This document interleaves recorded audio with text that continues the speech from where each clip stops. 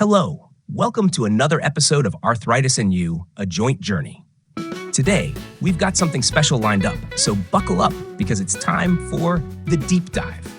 Let's give a warm welcome to our hosts, Arthur and Sarah. All right, deep dive time. Osteoporosis. We're tackling a big one today. Got a mountain of articles, even a video lined up. Someone out there is serious about their bones. And honestly, it's more than I usually think about, gotta admit. Probably like most people, right? It's kind of out of sight, out of mind until crack too late. You're so right. We just assume our skeletons are going to behave themselves until they don't. It's funny, something so basic to, well, every move we make, and we barely give it a second thought. Exactly. So time to stop taking our bones for granted and really dig into this. First things first, let's set the record straight, because these sources don't mess around. Osteoporosis, this isn't just things wearing down with age. Not like some arthritis creeping in. This is about what your bones are made of, going haywire. Think of it like, imagine a construction crew, right? But they're demolishing the building faster than they can put up new stuff. That's osteoporosis in a nutshell, bone breakdown, outrunning the building part. And these Alberta rheumatology papers, they get into the nitty-gritty. Yeah, and they lay it out there with this hydroxyapatite and osteoid. I gotta admit, those weren't exactly everyday words for me. Breaking those down would be awesome. Oh, for sure. So hydroxyapatite, that's the mineral side of things. It's like the steel framework of a skyscraper, gives the bone its strength. And osteoid, that's the protein part, like the concrete filling in that framework, holding everything together. In osteoporosis, both of those are reduced, meaning weaker bones overall. So it's like having shoddy steel and crumbly concrete in our bones. No wonder a stumble can turn into a major fracture. Exactly. These sources, they make it clear a little force goes a long way in the wrong direction with osteoporosis. We're not talking twisting your ankle here. This is serious stuff, especially as we get older, like life-changing injuries. The sources mention hip fractures, vertebrae, that's your spine, folks, and wrists. Those are the big ones. So how do we even know if we're headed for trouble? This whole bone loss thing sounds like it happens sneakily in the background. That's the thing, right? Osteoporosis, they call it a silent disease for a reason. You might not have a clue, no symptoms or anything until, boom, something breaks. But those risk factors, that's where things get interesting and where these sources really shine a light. Risk factors, right. Oh. See, some of this is just like facts of life, right? These sources, they list age, being female. If you've got bones and you've lived in them a while, there's some baseline risk there, I guess. Yeah, unfortunately, those are the things we can't control, no matter how much we might want to. But hey, the good news is there's a whole other side to this. Things we can actually do something about. Makes you feel more in charge, wouldn't you say? 100%. Give me that good news, what we got in our corner, defense-wise. So, lifestyle, huge impact. The usual suspects, smoking, right? That's a big one for bone health. Really messes with how your bone cells work. Yeah, smoking's never the answer, is it? Okay, so that we know. What about alcohol, though? Asking for a friend. Well, like most things in life, moderation's key, right? But yeah, the sources, they call out excessive alcohol as something to watch out for. It's not just what we put in our bodies either. Oh, you're not going to tell me my morning coffee's off the menu now, are you? Yeah. Don't crush my soul. Listen, you've got to have some joy in life. Too much caffeine, though, that's on the list. These materials get really interesting because it's not just the usual diet talk. Low body weight can be a factor, some medications like glucocorticoids, even stuff like if you have celiac disease. It's all connected. Wow, my mind's a little blown, honestly. Never thought of all that being tied to bones. So it's like everything's going to be working right for our skeletons to thrive too. Yeah. What about the basics, though? I'm seeing calcium, vitamin D, good old exercise in these Alberta rheumatology guides. Almost feels quaint at this point, like those old PSAs. And yet those basics work. But here's where digging deep pays off. They don't just say, eat your greens and leave it at that. We're talking 1,000 to 1,200 milligrams of calcium daily for most adults. And vitamin D, anywhere from 400 to 2,000 IUs, depends on your age. They even break it down by food. So it's not just chugging supplements blindly. You can be smart about what you're eating every day. Sardines, fortified soy milk.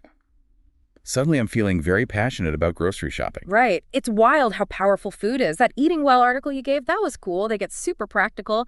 Who knew tossing some skim milk powder into like smoothies or whatever could be a bone building hack? Okay, that's going straight into my routine. I love those simple tweaks that make a big difference. But let's be real, sometimes diet's not enough, yeah. These sources mention medication, the bisphosphonates specifically. Totally. Once osteoporosis is diagnosed, meds are often key. Those bisphosphonates, they slow down how fast bone breaks down. And the Alberta Rheumatology source, they mention other options too. Denosumab, teriparatide, they all work in different ways. So not one size fits all, which makes sense. Our skeletons are as unique as we are, right? Sounds like your doctor is a vital part of this, figuring out what's right for your situation, your risks. 100%. It's a partnership, you and your doctor. You're not just taking orders or going off on your own because you heard something here. Speaking of, these sources got me thinking about the whole osteopenia thing, you know? Oh yeah, I noticed that too. It's like a spectrum almost. Osteopenia is that yellow light warning you to slow down before you're in the red, full-on osteoporosis. That's a great way to put it. Basically, your bone density, it's lower than normal, but not low enough for the osteoporosis diagnosis yet. And like the Alberta Rheumatology folks pointed out, you might not even need treatment for osteopenia. It just depends. So it's all about knowing your own body, getting those checkups, and then having those real talks with your doctor. Exactly. Knowledge is power in this game, for sure. Speaking of knowledge, this blew my mind. Reading through, turns out taking calcium in smaller doses actually helps your body absorb it better. Isn't that wild? It's not just about how much you get, but how well you actually use it. Small doses, more often, that's the ticket, apparently. You learn something new every day. This is why I love deep dives. Yeah. You uncover these little details you'd never think of otherwise. And I'm feeling fired up to put it all into action now, you know. Honestly, I'm ready to go build stronger bones right now. But where do I even start? Like, do I hit the grocery store, the supplement aisle? Gotta have a plan of attack. I love the energy. And the good news is you can do it all. Remember that Eating Well article, the one with that action plan template? That's what we're talking about. Oh, yeah. They didn't mess around. Gave us the info and a to-do list. Yeah. Very satisfying. Right. And one thing they emphasize, which I think is key, got to work with your doctor on this. We're not talking about self-diagnosing here or just going off the rails with some crazy new diet because you heard it on. Yeah. Well, anywhere. Exactly. It's like we're bringing all this knowledge to the table, but our doctors, they've got the expertise to personalize it. 100%. It's a team effort. They can figure out your risk factors, if you need any tests, what treatment's best for you. It's not one size fits all. Not at all. Which makes sense, because our bones are as unique as we are. This deep dive has been awesome, by the way. Learned a ton. Me too. And remember, we just scratched the surface here. Those sources you gave, like the Osteoporosis Canada stuff, there's a whole world of info out there if you want to keep digging. Oh, for sure. This bone health thing, it's a journey, not a sprint, right?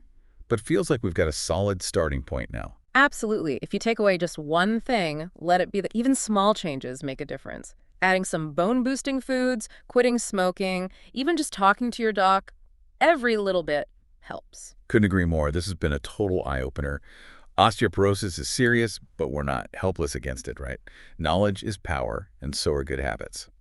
And a good doctor in your corner, of course. Well said. You've got this, listeners. That's right. So go forth and build those strong bones. And hey, maybe treat yourself to some yogurt along the way, right? Until next time, happy diving, everyone.